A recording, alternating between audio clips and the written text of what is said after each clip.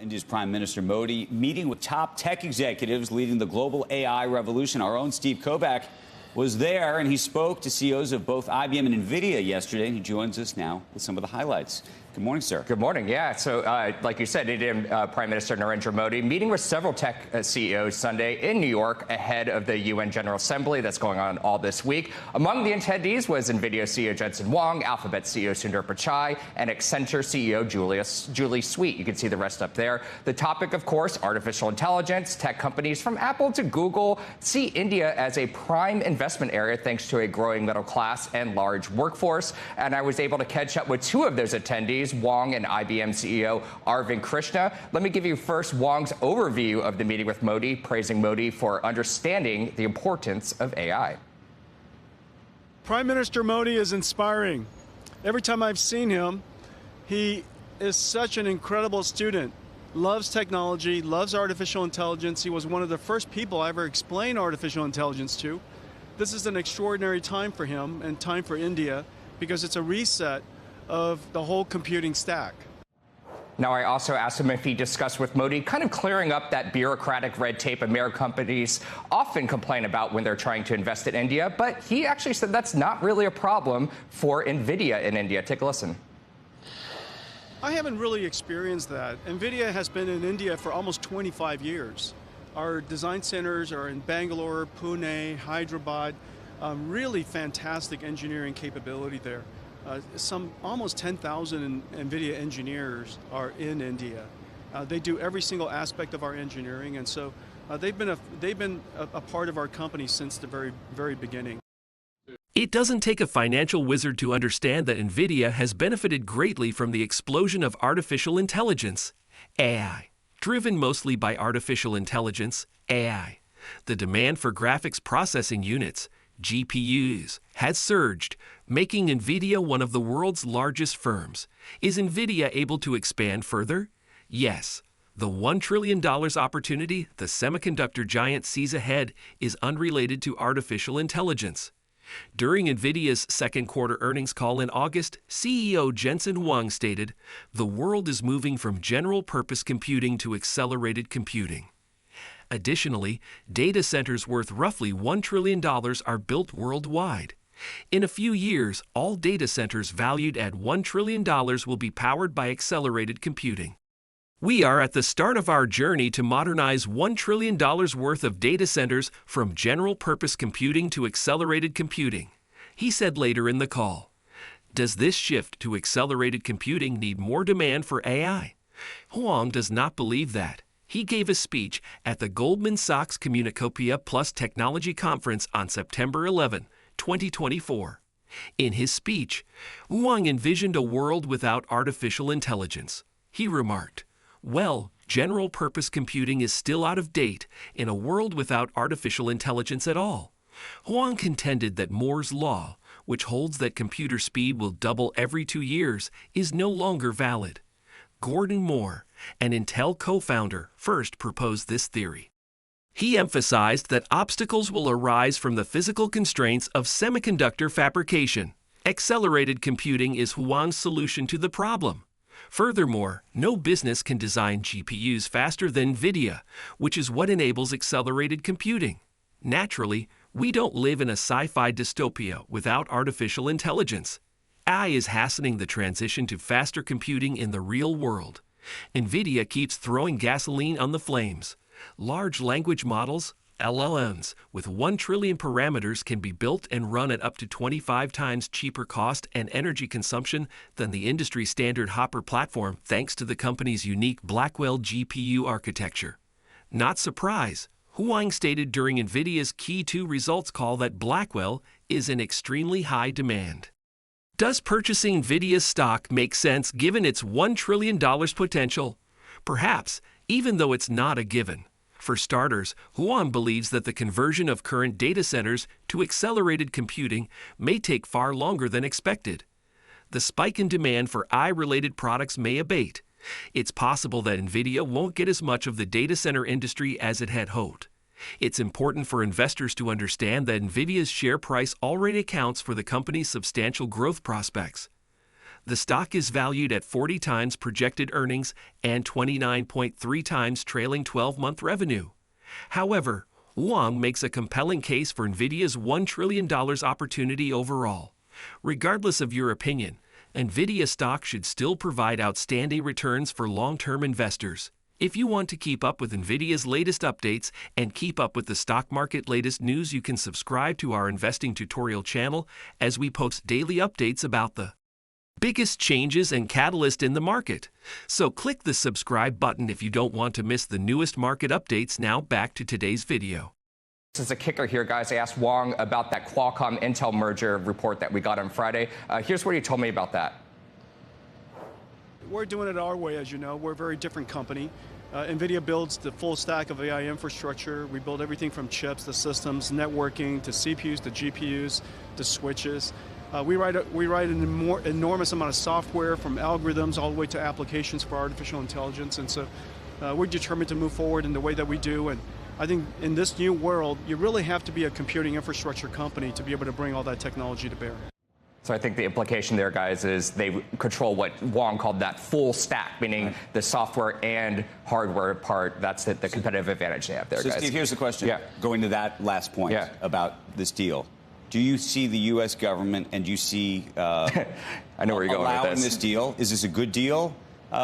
In some ways, it would probably look, if you can get Intel, if you get some competition to Nvidia, that would be a good thing. 80% margins are great for Nvidia. It's great for Jensen. It's amazing what they've been able to accomplish. But long term, if you want AI to actually have any kind of true economics, that's going to have to be sliced in half, if not more so. The only way that's going to happen is if you get competition. The question, though, is do you want competition coming from a company that's owned by Taiwan, even though they're maybe our allies, or do you think that it has to be owned by somebody in the U.S.? I was looking at it a different way, Andrew. I was looking at it from the PC business and where Intel and what's really going on here with Qualcomm on the PC side. This summer, Qualcomm put out their first PC chips that are actually good, meaning they can run faster. They're like on par with what you experience on your Mac. They're based on the same technology as those. Intel is still way behind on that. That's why Apple ditched Intel. So I almost read this as a way for Qualcomm to kind of expand its PC footprint more so than this AI thing. But you don't think it helps on the AI front? Oh, it can, but Intel's AI chip, we don't know where it is. Qualcomm isn't necessarily producing those kind of chips. It's still a mobile-first company and IoT and things like that. Over the past 2 years, one of the most compelling investing narratives has been artificial intelligence, AI. Even though artificial intelligence has bright futures, not all opportunities involving the technology are the same. Since January 2023, Nvidia's share price has increased by over 700%, making it one of the most well-known brands in the AI industry. GPUs, or graphics processing units, are the company's chipsets, and they are essential to the development of generative AI. Even though Nvidia has thus far established itself as the industry leader in the GPU market, a number of things could have an impact on the company's stock price in the years to come. Let's examine a few key elements of Nvidia's operations and how they can affect the story about the company's future growth. These days, Nvidia's A100 and H100 chipsets are the hallmarks of its GPU lineup. For AI development, the H100 has become a standard among large tech companies like Tesla and Meta platforms. In addition, the eagerly anticipated new Blackwell series GPUs from the firm will soon be available for purchase. Blackwell shipments are expected to generate billions of dollars in revenue in the fourth quarter, and into the next year, Nvidia's management has already informed investors. I believe that the events surrounding Blackwell are serving as a catalyst for Nvidia and will help to keep driving up the company's earnings. Over the past few years, companies of all sizes have been functioning under tighter financial controls and fewer budgets. However, the recent interest rate cut by the Federal Reserve may encourage some new investment in the AI space, and Nvidia stands to gain from these favorable conditions. All things considered, I wouldn't be shocked to see a spike in Nvidia stock over the coming months.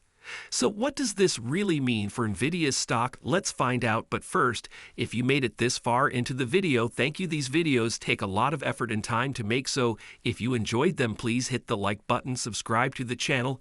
This goes a long way in helping us grow. That said, back to the video. With expectations on the charts and flows, Mr. Kevin Green, hope you had a good weekend, sir. 5710 starting out. Tell me your framework for this week. Well, Oliver, we did see a little bit of repositioning when it comes to the market after options expiration last week, and I think the big notable one is kind of moving up that negative gamma area. Like in the past, we've kind of had that sitting at around 5,600. We are seeing now new positioning sitting at 5,650 for negative gamma. I still have it highlighted here. 5,600 could be your significant sell-off trigger, so let's be mindful of that. And then 5,700 still is the immediate area of support where we want to continue to bounce.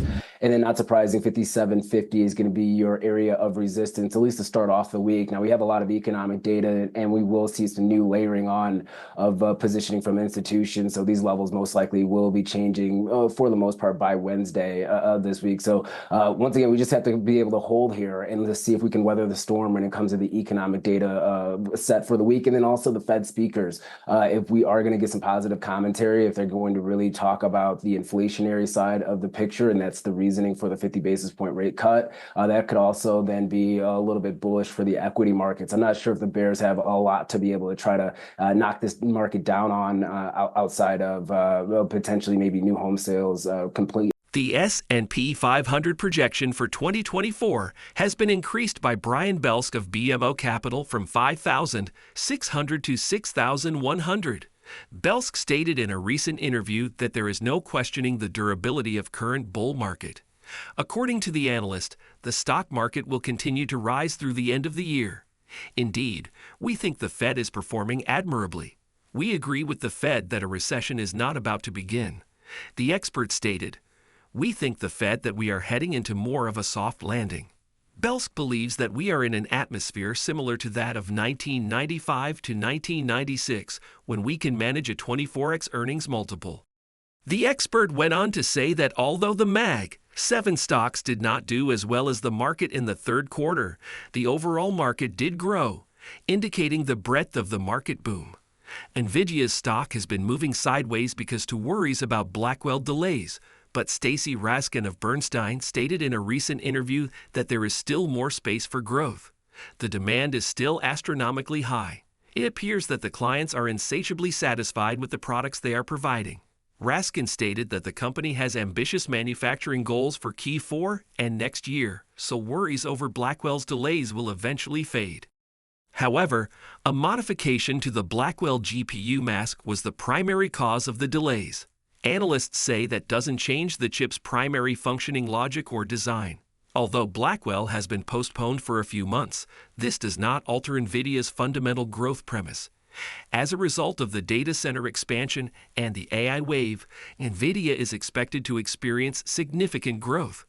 During Nvidia's GPU Technology Conference in March 2024, Jensen Huang, the CEO, projected that data center infrastructure spending will reach approximately $250 billion annually. Depending on how long this level of investment continues, this might come to a total of $1 trillion or $2 trillion over the following 10 years. Vivek Arya of Bank of America confirmed this estimate during the same Q&A session, estimating that the overall addressable market will be between $1 and $2 trillion, especially as more nations invest in their own AI infrastructure. Spending may reach the upper end of that range by the end of the decade. Nvidia released earnings in August that exceeded expectations from Wall Street. Sales of $30.04 billion came in 122% ahead of the same period last year and beyond analysts' expectations of $28.7 billion. Earnings were 152% more than the previous year and above estimates of 65 cents at 68 cents per share. The leader in artificial intelligence chips also provided stronger guidance for the current quarter, predicting $32.5 billion in sales as opposed to $31.7 billion in projections. The fact that Nvidia's stock moved in 2023 and 2024 due to earnings is clear evidence of why the investing methodology's foundational element of fundamental performance is sound.